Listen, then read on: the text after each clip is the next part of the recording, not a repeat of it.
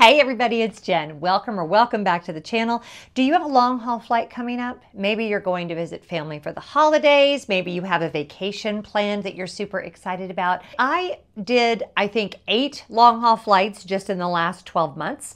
And in that time, I have learned a lot. So I'm bringing you some new information today. And also it's important that you know that only one of those 8 flights was I in first class. So I am a frequent economy traveler. So hopefully these tips will help economy feel a little bit more like first class, and you'll enjoy your journey no matter where you're headed. First of all, if you're new to my channel, it is an honor to have you here. If you find that you love this video, please give it a big thumbs up, and it would mean the world to me if you would subscribe. It's free, it's easy, and it really does help me out here on YouTube. I was raised by an airline pilot. My dad was in the military, and then he was a commercial pilot for Continental Airlines, and my husband is now a commercial pilot for Delta Airlines.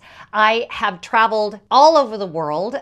Most recently, last spring, I took my longest flight yet to Tokyo, Japan. You can learn all about how I learned how to sleep really well, although I am going to talk a little bit about in this video if you head to this video right here. But today, mostly, we're just going to give an overview, right? The 5 things that I think you have to know if you are planning a long haul flight.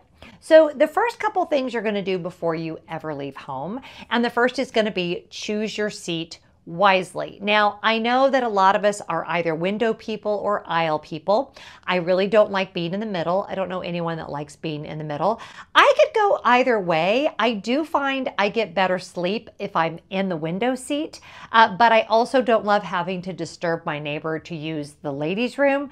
But when you're in the aisle, keep in mind there is kind of a steady stream of activity going on. So if you're someone that hopes to sleep, for me, I think the window is usually my preferred seat, but everybody knows what they like generally. So just make sure that you've picked the seat that you like. Pro tip there, the earlier you book your flights, the better odds you'll have of getting a good seat. And certain airlines like Delta, if you're part of their Sky Miles program, you have access to certain preferred seats earlier than the general public, things like that. So definitely take advantage of any affiliations that you can to get the best seat possible. So categories are interesting.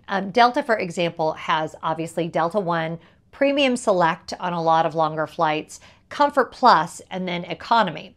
I always feel that like an exit row in Economy is actually better than a Comfort Plus or a Premium Select seat, because even though you might get slightly upgraded amenities, to me, unless you're in the lie flat seats up front, there are no amenities that are worth the extra legroom. So I always pick the most comfortable seat over necessarily the class of service, if that makes sense. I always wish that they, and I think one airline is starting to do this, that they would give like a first class light where all you're paying for is the lie flat bed and not any of the upgraded food or alcohol or any of that. I don't want any of that nonsense, but if I am flying overnight to Greece, as I just did, for example, your girl wants to sleep, so that lie flat bed would just mean the world to me. But choose your seat very well.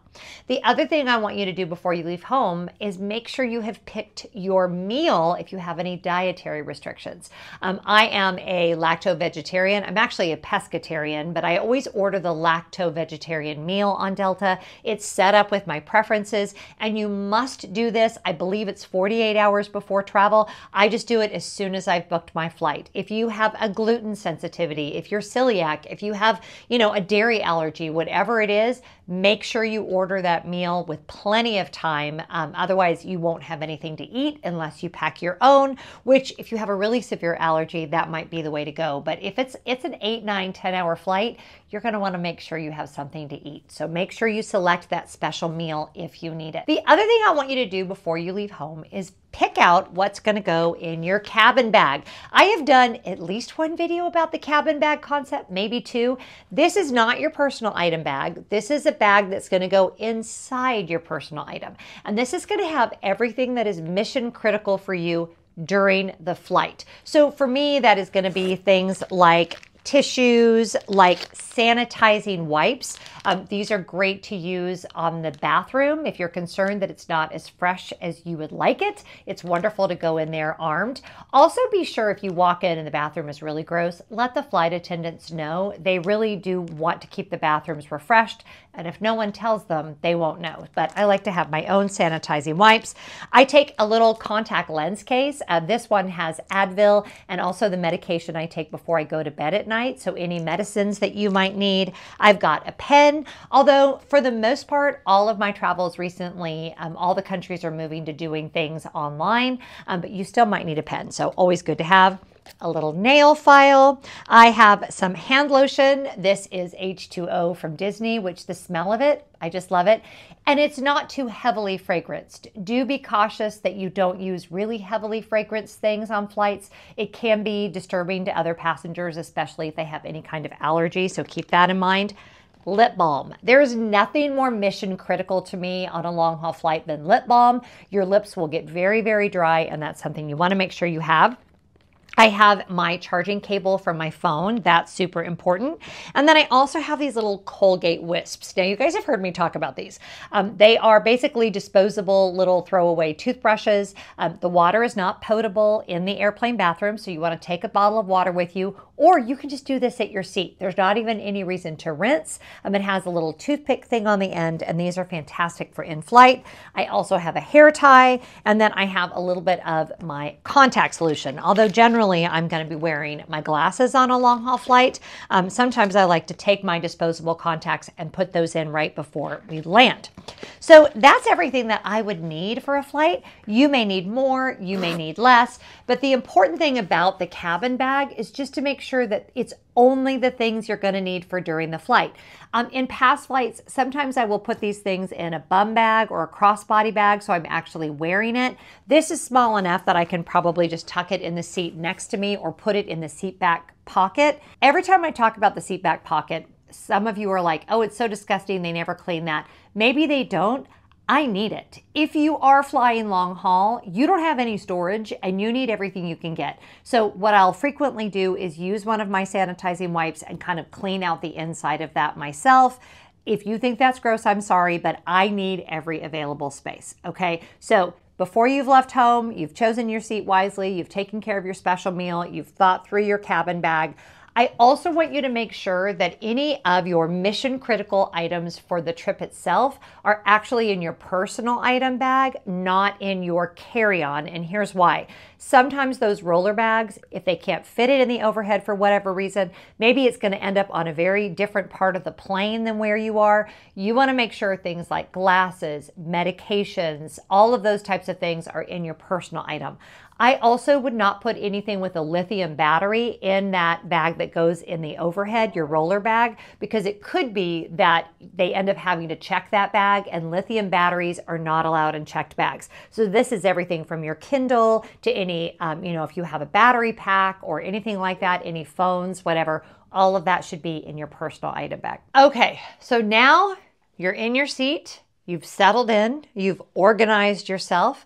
I want you to kind of keep in mind what is the schedule for the flight. Generally, they will make an announcement, or it will be printed in some way, or you can find it on the airline's app, or you can ask the flight attendant just to kind of get an idea of what to expect. If it is an overnight flight, which is what I normally fly, or like my 12-hour flight to Tokyo, they're going to have kind of a rotation of meal services and quiet time, and it will totally depend on the schedule, although they do try to put you on the meal schedule for the destination that you're flying to. So kind of pay attention to that. When they dim the cabin lights, that is your cue to rest. Of course, you don't have to sleep, but think about it like in kindergarten, right? If they're dimming the lights and the cabin is dark, it is because the plane needs to be quiet because people are trying to sleep.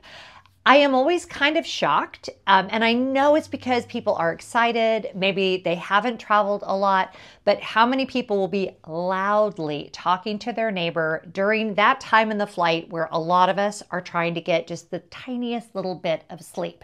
What I think people don't realize is because the airplane itself is so loud, you have to yell to be heard by your neighbor. So if you're back in economy, and honestly, even if you're in first class, Please, when they dim the lights, take that as a social cue that it is now time to be quiet. And it's just better for everyone. So please, please, please save all unnecessary conversation until the lights are back up. Thanks. Okay. Now, when it comes to sleep, I did a whole video about how I sleep on long haul flights, but y'all by now, if you've watched the channel, know that I have my eye mask that I love, my neck pillow that I love, and yes, I do have creature comforts. I normally don't travel with a blanket. The airlines do supply those. Yes, they are sanitized. They are wrapped in plastic. I do have my 3-yard wrap from Blue Salt that I love. It's just kind of a cozy little comfort item. But I have a whole routine, y'all. And I don't know what your routine is like when you're at home, but if you have some things that you always do, like if there's a particular face lotion that you always use, if there are, some makeup removing wipes that you are accustomed to the scent, it's amazing how our bodies will pick up on cues that it's time to sleep. So even if you're completely off your normal schedule, go through the routine of sleep. Go through the routine of brushing your teeth, of doing all those kinds of things to just make you feel like you're setting yourself up for success so that you can get as much sleep as possible. Lately, I've become a little cocky with how much sleep I get on long haul flights. I need to cut that out because it's going to bite me in the butt. And I just booked another long haul flight and I don't want to jinx it. So I won't say that I always sleep great, but I will say that I feel confident that I've set myself up for success. Another small thing that I have talked about before is having some sort of bag that's disposable. It could be a grocery sack. It could be a Ziploc bag. I've even heard people tell me they'll use the air sickness bags. I don't love that, but something that you can put your trash in. You're not guaranteed that the flight attendants are going to come by when you have trash, or maybe you'll be asleep when they come by, whatever the case may be. It's remarkable to me how disorganized everything gets. And when they do the meal service, they give you a lot of stuff. And so you want a way, in my view, to consolidate all of that. So I usually will bring a couple of Ziploc bags or a couple of grocery sacks just to kind of police my own area and make sure that I don't have a lot of trash lying around. That just does not speak restful flight to me. So I think that's super, super important. The most important thing is don't stress out. The airlines are there for you. It's amazing how much they know about what you actually need during your flight, and it's probably a lot less than you think that you need. So do your work in advance. Make sure you pick out that meal. Do your cabin bag, and whatever you do, just stay calm, enjoy the journey, and I know you're going to have a fabulous adventure. I hope you liked today. Make sure you subscribe, hit that like button, and if you want to support the work I'm doing here and get exclusive videos and live streams, head to patreon.com/JemLefforge, and it will tell you all the ways you can join our fabulous community over there. Whatever you're doing, I hope you're finding joy. Happy travels.